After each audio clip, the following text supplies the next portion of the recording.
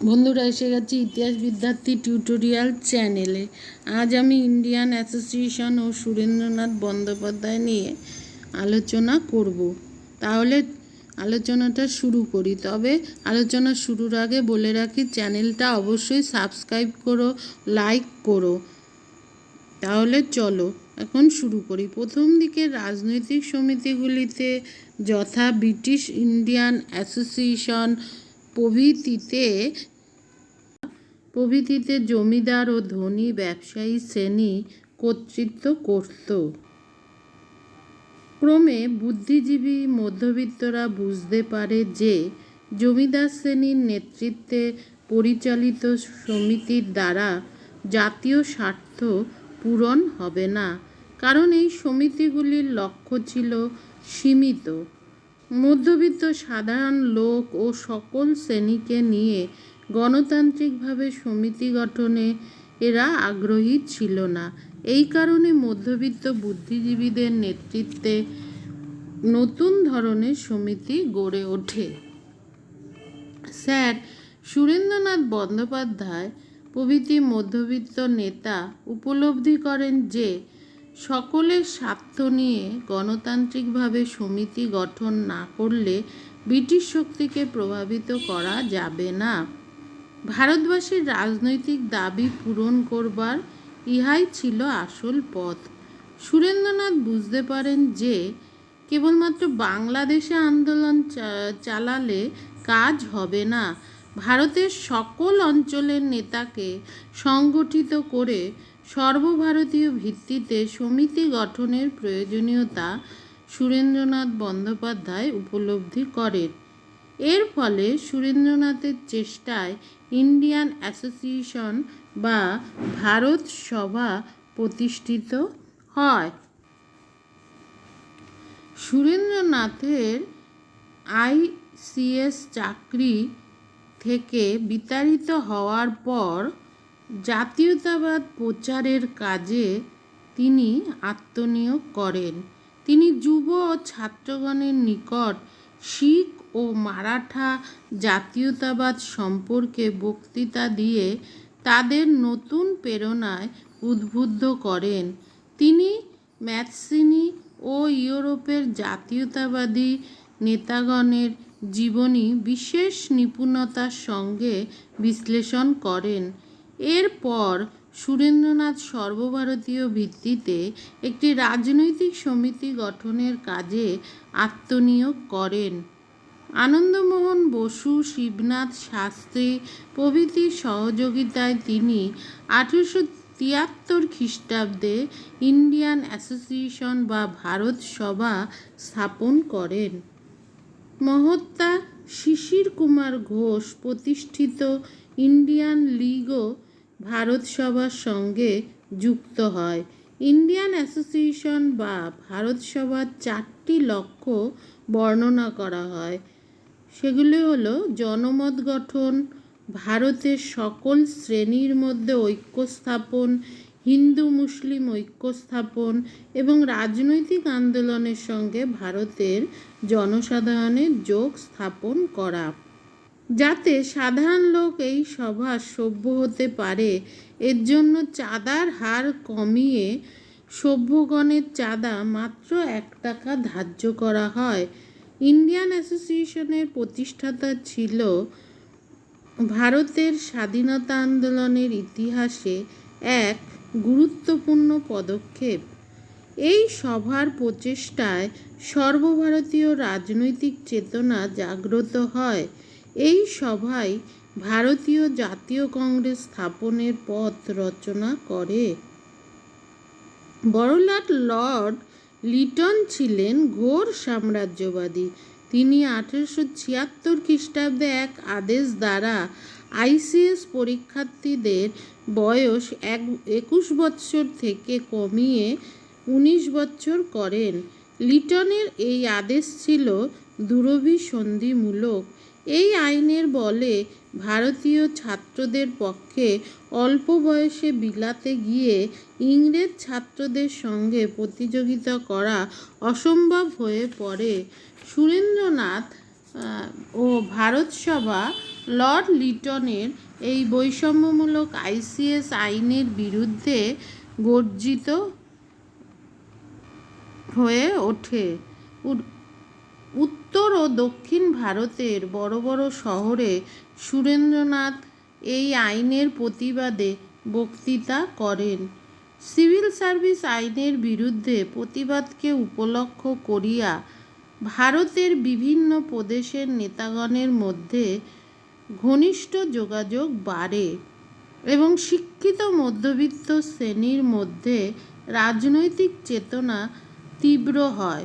Doctor Rameshchandra মজুমদারের মতে ভারতের এক প্রান্ত থেকে অপর প্রান্ত পর্যন্ত সুরেন্দ্রনাথের প্রচার কার্য ভারতের রাজনৈতিক অগ্রগতির ইতিহাসে একটি গুরুত্বপূর্ণ ঘটনা বলা যায়।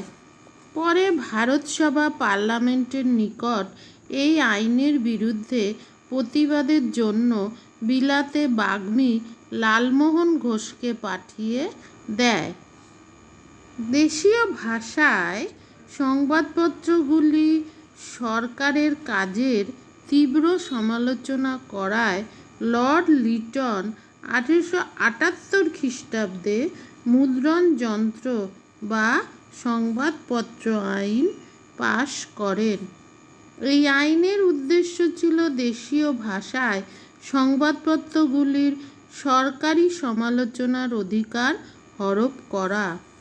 সংবাদপত্রগুলিকে এই দমনমূলক আইনের আওতায় এনে তাদের কণ্ঠরোধ করার চেষ্টা করা হয়।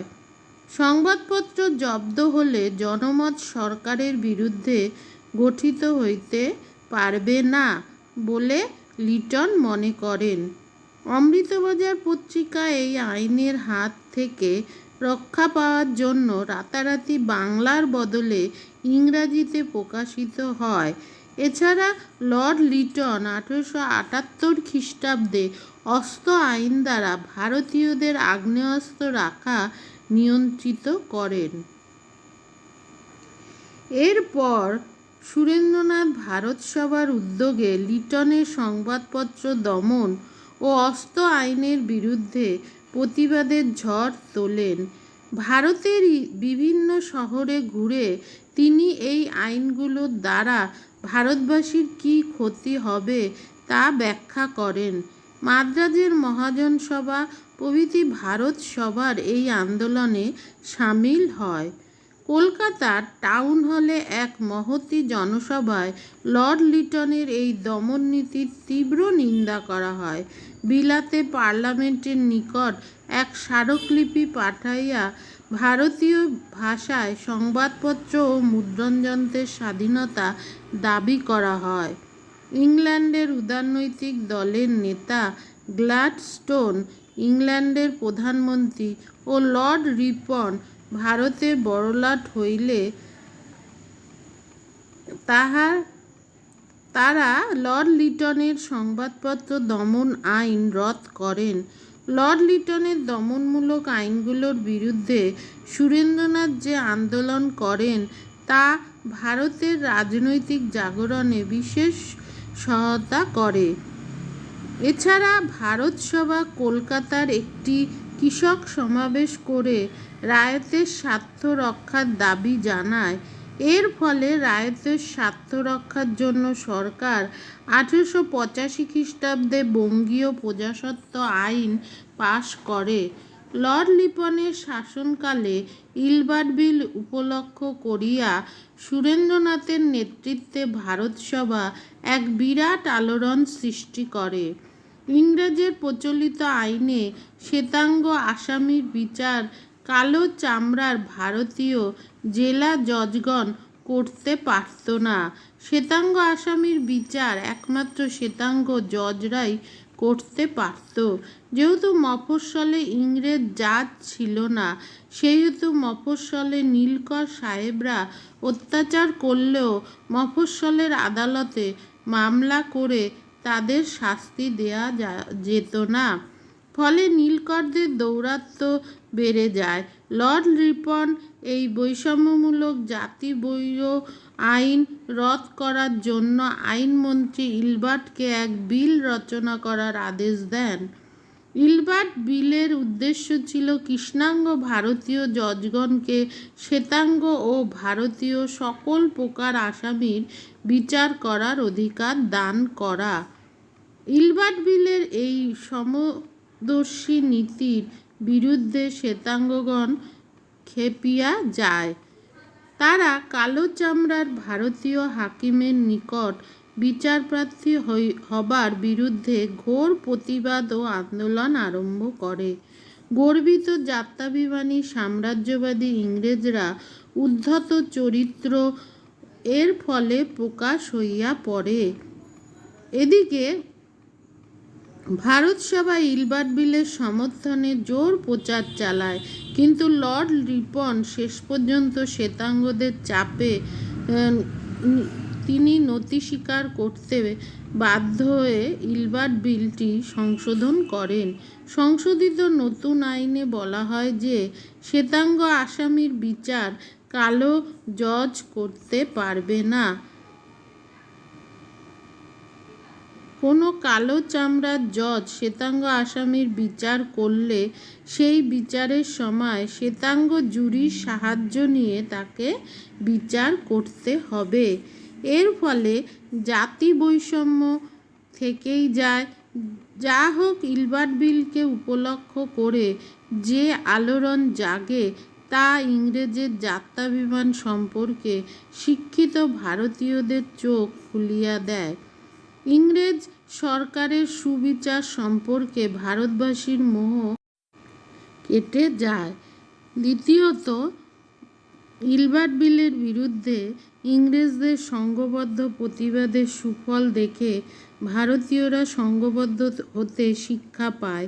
তৃতীয়ত, ইলবার্ট বিল আন্দোলনে অংশগ্রহণের ফলে সুরেন্দ্রনাথ হাইকোর্টের ইংরেজ জজ নরিসের দ্বারা কারাদণ্ডে দণ্ডিত হন। এর ফলে যুব সমাজ ক্ষোভে ফেটে পড়ে।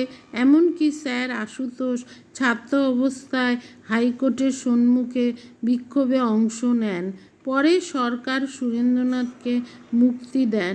এইভাবে সুরেন্দ্রনাথ ও ইন্ডিয়ান অ্যাসোসিয়েশনের নেতৃত্বে রাজনৈতিক আন্দোলন আরম্ভ হয়।